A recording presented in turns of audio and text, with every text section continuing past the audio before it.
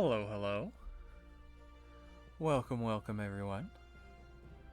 It's gonna be kind of a chill day today, because John spent a lot of today struggling to get out of bed, so it's gonna be pretty chill. This first part, I don't know how long it's gonna take, because I did a lot of my planning ahead of time, like I tend to do, and I'm just gonna kind of explain my thought process on everything.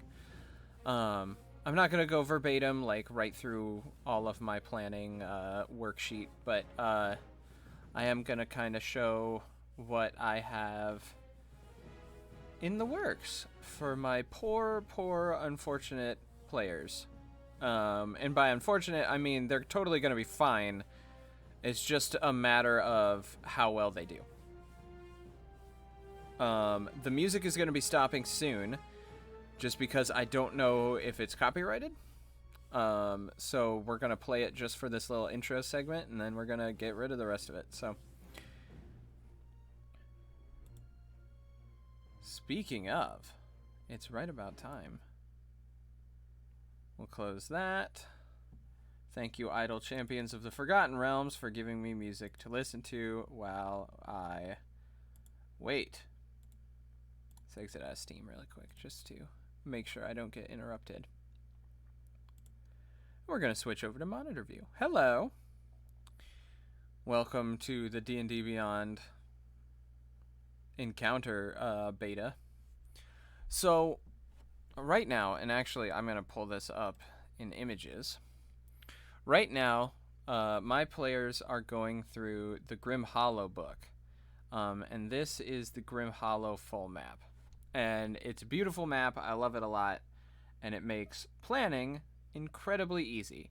The problem is it looks like it's getting a little muddy because of the zoom in. So we're going to zoom back out just a little bit. So currently, my players started, and we're gonna use different colors to kind of signify things. So my players started here in Riven. And from there, they did a bunch of stuff in the city for a while, but ultimately got their main quest. From there, they traveled up through the Black Mire and into Malkovia, where they heard tales of a weird, like, they'd heard rumors about this, but they heard tales of some weird pillar of light in this lightless country right up here, which is my little white dot. I hope you can see this. So the intrepid quintet traveled to this white dot, where they discovered one of the artifacts, one of the 4 artifacts that they're searching for a job given to them. And that's where we left off the last session. Now, I also left out a ton of details, like an encounter with a demi-lich who, for some reason, sounded like Peter Griffin, because for some reason that was the voice that came out of my mouth that day.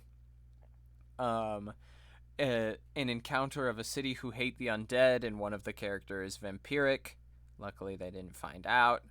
Otherwise, bad things would have happened. In this area of light, though, they encountered a fun little area, a fun little inn that was built by mushroom folk who were just fascinated with human culture.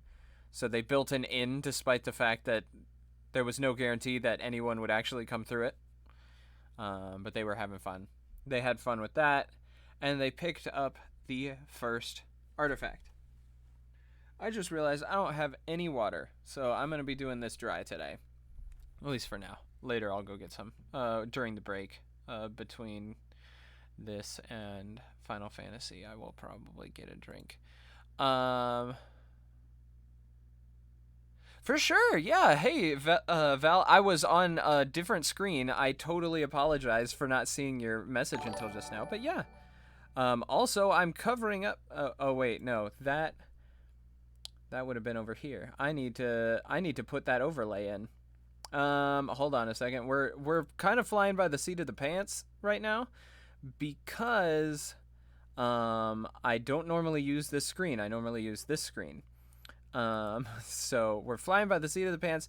Thank you so much for following. It sounds like you followed. I'm trying to find stuff. Oh no. This is what happens. This is what happens. Things fall apart because I was too excited to talk about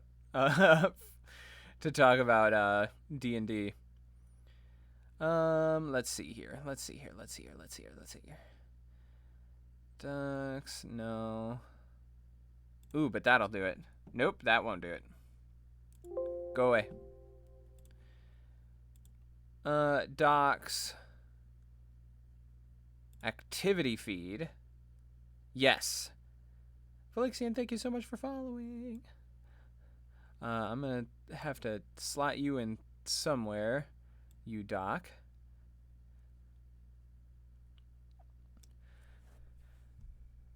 Warforged Barbarian runs straight to chest triggering trap. Suddenly has an idea for RP opportunity. Lets the party know they see a switch labeled auto loot. I love that. I love that. I love stuff like that. And actually, it's kind of this is gonna be kind of a weird episode of me talking about D&D, specifically because it's going to be a traveling montage session. They have a couple directions they can go, and I have to kind of fly by the seat of my pants in terms of what they're going to encounter. It sounds like they're planning on heading north. Also, dragon shirt represent. It sounds like they want to head north here to the Valakin clans. So I've developed kind of two paths for them. The first path and the more dangerous path is if they travel from here to Mount Vengeance. Now, this would require them to climb over the mountain, but it'll take less time.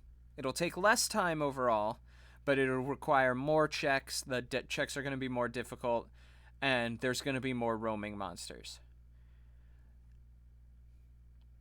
Switch off, rolls coin down hallway, turns switch on, picks up coin, party turns off switch. Ooh, interesting. I'm fascinated to hear the rest of the story. The other path they could take is through the Runheim Tunnel, which is a dwarven tunnel through the mountains that follows a river. This will be the safer path, but it will take more time because they have to follow a very specific path. They don't have to meander and find the faster way. I'm not sure which one they're gonna go with, but I have encounters planned for various happenings along the road. There's gonna be more up here. But it all basically depends on what they decide to do. As in the previous episode, let's minus out of that. I've also done all of my encounter planning for the week. So I have, while they're traveling to the mountain, I have a couple of encounters in the foothills. I specifically like to do 4 of whatever I'm planning for, because then we can roll on a d4 and see what happens. Excuse me, because I like randomness. And then I have the mountain pass set, and these are going to be the same whether they go through the tunnel or whether they go over the mountain. It just depends on what they're going to find. So for instance, the mountain pass one, if they're climbing the mountain, they're going to encounter frost giants who are sleeping, for instance, in this one. And if they go through the mountain, they're going to encounter fire giants who are sleeping. Later, the rogue play dashes the party, feigning attack. I disperse 1,000 ball bearings, spending some time picking up coins. Party helps. Ask the DM to have them roll to see if they bump the switch unnoticed. They do. Oh my goodness. Oh my goodness. This is gonna go incredibly weird. I can feel it in my bones. I'm excited to hear more about it. But so for example, and like I have 5 level 5s and all of these are labeled, like most of these are labeled deadly. And that's because I give my parties pretty powerful magical items early on. And like I mean like sure there's going to be 5 gnolls, 6 gnoll witherlings and a gnoll fang of Yeenagoo, but that's not all going to happen at once. This is going to be like they encounter a patrol of gnolls and then etc. Picking up ball bearings. Next room locks. Succubus appears. Chest appears. Oh my gosh. Dude, succubi encounters can be nuts so crazy. I really enjoy them. They're often like bananas and like unsettling, and so many things can happen that are like just bad news bears. I enjoy them. I enjoy them a lot. Excuse me. My throat is a little dry. I'm gonna need to go get water soon. But yeah, like unfortunately, there's not a lot of planning involved in this one because it's literally like travel. Sir, and like I said this before on a previous D&D stream. I've only done 2 of these, by the way. Can you tell by the fact that I'm not really sure what I'm talking about? I talked on a previous D&D stream that I tend to kind of I DM by the seat of my pants. I have a plan, but a lot of the times I rely on improv. Chest is locked. Party is level 4. Party is level 4 against a succubus? I hope you guys have high whiz. Out of curiosity. Let's edit this because I can't remember all of the stuff a succubus comes with.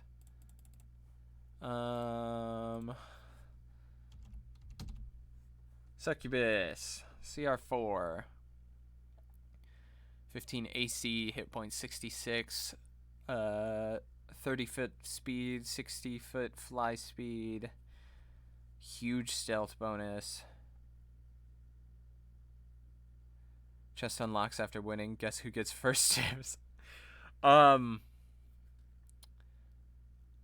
want to hope it's the barbarian for starting this whole thing, but I have a feeling it's going to be the thief or the rogue.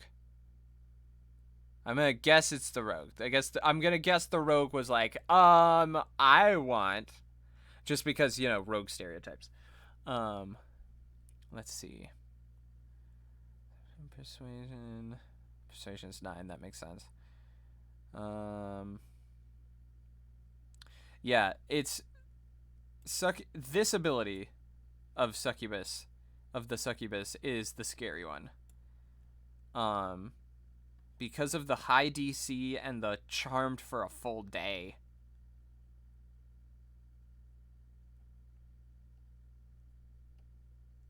Whew. Whew. Whew. This one's also kind of scary because that's 5d10. That's a death sentence for a level 4 party. If they get charmed and then they do the draining kiss, that's dead. Well, it could be if your barb got it. Attempts to bluff that there was nothing after failing deception horribly, disperses 400 gold between the party and keeps potions of hill giant strength. Nice. Nice. Potion of hill giant strength is good. That's a good low level strength item. That's a really good low level strength item. Succubi are scary though, man. I don't use them very often because I don't think I'm convincing enough to mess with my players. Let's hit save. I'd really like to delete this encounter, but for some reason it doesn't let me delete it. Like here. Delete. Okay. Yeah, for some reason this one stays. I got 2 in a 13-hour campaign. Whoa! 13 hours? Dude, I wish I could do those long games again. I don't think my DM skills can, like, really live up to that. I can go for like 3 or 4 hours at a time before my brain starts to melt. That's really cool though. That's really cool. I've played in a couple of games that long before. It's been a really long time. Getting older sucks. You can't last as